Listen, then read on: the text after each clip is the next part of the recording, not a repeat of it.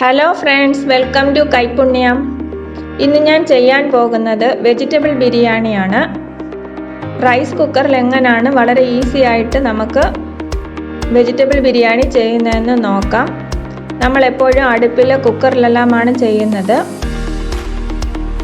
ഇതിലാണ് ഞാനിന്ന് vegetable rice ചെയ്യുന്നത്. റൈസ് കുക്കറാണ്. ഇതിനകത്താണ് നമ്മളിന്ന് വെജിറ്റബിൾ റൈസ് ചെയ്യുന്നത്. രാവിലെ സ്കൂളിലെല്ലാം കൊടുത്തു വിടാൻ വേണ്ടി പെട്ടെന്ന് ഇതിനകത്ത് നമുക്ക് ചെയ്യാം. ഇതിലെങ്ങനെയാണ് നമുക്ക് വെജിറ്റബിൾ ബിരിയാണി ചെയ്യുന്നതെന്ന് നോക്കാം. നമ്മൾ സാധാരണ ചെയ്യുന്നത് പോലെ തന്നെ നല്ല ടേസ്റ്റ് ആയിരിക്കും. ഇനി ഇതിന് വേണ്ട ഇൻഗ്രീഡിയൻസ്: 2 സവാള, 1 തക്കാളി, 1/2 സ്പൂൺ ഇഞ്ചി വെളുത്തുള്ളി പേസ്റ്റ്. പിന്നെ വേണ്ടത് വെജിറ്റബിൾസ് ആണ്. ഏത് വെജിറ്റബിൾസ് വേണമെങ്കിലും നമുക്ക് എടുക്കാം. നിങ്ങളുടെ ഇഷ്ടം പോലെ ഏത് വേണമെങ്കിലും നിങ്ങൾക്ക് യൂസ് ചെയ്യാവുന്നതാണ്. ഇനി നമുക്ക് ഇതിനകത്ത് എങ്ങനെയാണ് വെക്കുന്നതെന്ന് നോക്കാം. അതിനുവേണ്ടി ഞാനിവിടെ ആ റൈസ് കുക്കറിൻ്റെ പാത്രം എടുത്ത് അടുപ്പത്ത് വെച്ചാണ് താളിക്കുന്നത്. 2 സ്പൂൺ നെയ്യ് ഒഴിച്ചതിന് ശേഷം അതിലൊരു ബ്രിഞ്ചി ഇല, 1 കഷ്ണം പട്ട, 2 ഗ്രാമ്പു, 2 ഏലക്ക ഇട്ട് കൊടുക്കണം.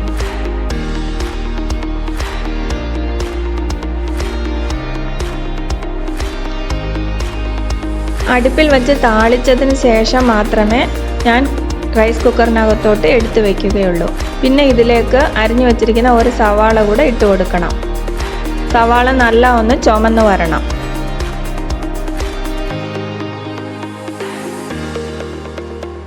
പിന്നെ ഇതിലേക്ക് നമ്മൾ എടുത്തു വച്ചിരിക്കുന്ന തക്കാളി ഇട്ട് കൊടുക്കണം.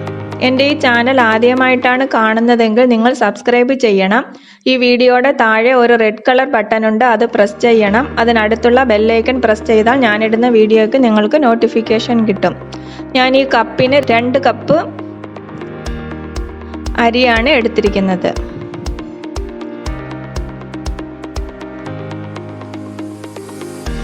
ഇത് നല്ല വഴണ്ട് വന്നിട്ടുണ്ട്. ഈ സമയം കൊണ്ട് നമുക്ക് എടുത്തു വച്ചിരിക്കുന്ന അരി വന്ന് കുതിരാനിടാം. നല്ല കഴുകിയിട്ട് ഒരു 20 നിമിഷം നമ്മൾ അരി കുതിരാനിടണം. പിന്നെ ഇതിലേക്ക് എടുത്തു വച്ചിരിക്കുന്ന 1/2 സ്പൂൺ ഇഞ്ചി വെളുത്തുള്ളിയുടെ പേസ്റ്റ് കൂടെ ഇട്ട് കൊടുക്കണം. അതിൻ്റെ പച്ച മണമെല്ലാം ഒന്ന് മാറണം. പിന്നെ ഇതിലേക്ക് 1 സ്പൂൺ തൈര് ഒഴിച്ചു കൊടുക്കണം.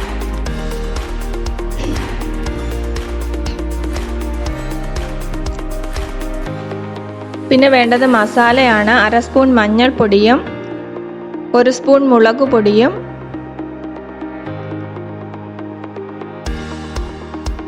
പിന്നെ 1/2 സ്പൂൺ ഗരം മസാലയുമാണ് ഇതിന് വേണ്ടത്.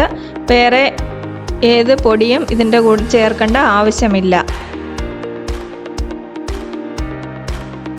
പച്ചമുളക് ചേർക്കുന്നത് കൊണ്ട് നമ്മൾ മുളക് പൊടി കുറച്ചിട്ടാൽ മതി. ഇനി ഇതിലേക്ക് ഒരു 2-3-4 പച്ചമുളക് കൂടെ ഇടണം.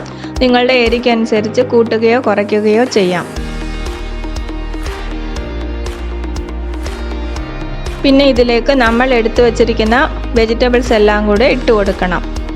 ചില സമയത്ത് നമുക്ക് കറിയെല്ലാം വെക്കുന്നതിന് ഭയങ്കര മടിയായിരിക്കും. ആ സമയത്ത് നമുക്ക് ഇങ്ങനെ ഒരു ചോറ് വെച്ചിട്ട് അതിൻ്റെ കൂടെ തൈര്, സാലഡ്, പപ്പടം, അച്ചാർ എല്ലാം വെച്ച് കഴിക്കാവുന്നതാണ്. വളരെ സിമ്പിളായിട്ട് തന്നെ നമുക്ക് ജോലിയെല്ലാം തീരും. നിങ്ങളെല്ലാവരും ചെയ്ത് നോക്കണം. പിന്നെ ഇതിലേക്ക് കുറച്ച് മല്ലിയിലയും പുതിനയിലയും കൂടെ ഇട്ട് കൊടുക്കണം. ഇട്ട് കൊടുത്തതിന് ശേഷം ആവശ്യത്തിന് വെള്ളം ഒഴിക്കണം.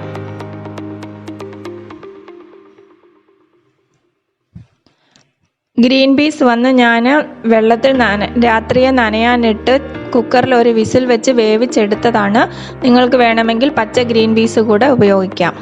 2 കപ്പ് അരി എടുത്തിട്ടുണ്ട്. അതുകൊണ്ട് ഞാനിവിടെ ഇതിലേക്ക് 4 കപ്പ് വെള്ളം ഒഴിച്ചു കൊടുക്കുന്നുണ്ട്.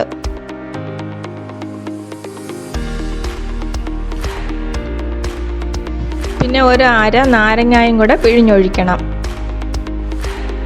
ഇനി ആവശ്യത്തിന് ഉപ്പും കൂടെ ഇട്ട് കൊടുത്തിട്ട് ഇത് എടുത്ത് നമ്മൾ റൈസ് കുക്കറിൽ വെക്കണം.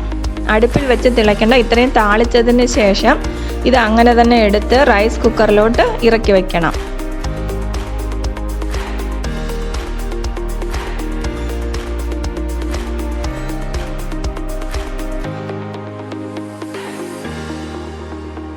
നിങ്ങളുടെ വീട്ടിൽ റൈസ് കുക്കർ ഉണ്ടെങ്കിൽ ഇതേപോലെ ചെയ്ത് നോക്കണം.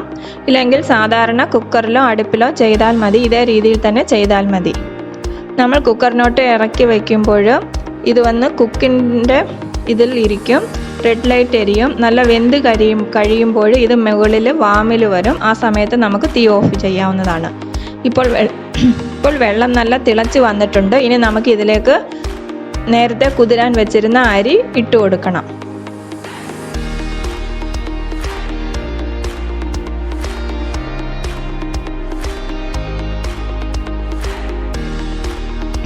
അരിയിലുള്ള വെള്ളമെല്ലാം നല്ല വാർത്തെടുത്തതിന് ശേഷം ഈ റൈസ് കുക്കറിലോട്ട് അരി ഇട്ട് കൊടുക്കണം.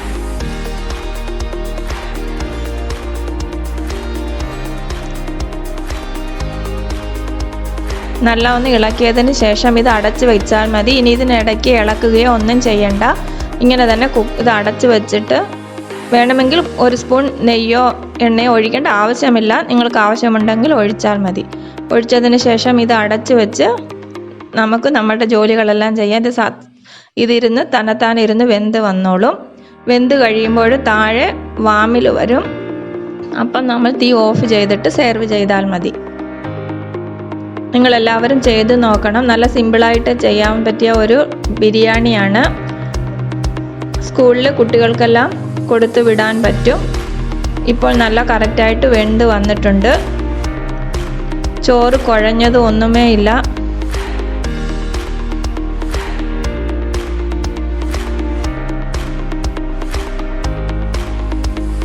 നല്ല മണം വരുന്നുണ്ട്. വെജിറ്റബിൾസ് എല്ലാം നല്ല വെന്ത് കറക്റ്റായിട്ട് വന്നിട്ടുണ്ട്. Thank you.